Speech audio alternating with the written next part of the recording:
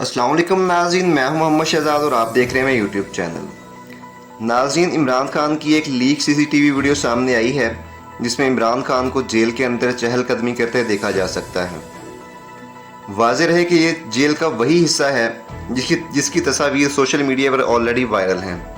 ये हिस्सा इमरान खान के लिए मुख्तस किया गया है। आप देख सकते हैं कि इमरान खान को आम से सेल में रखा गया है। इर्द गिर्द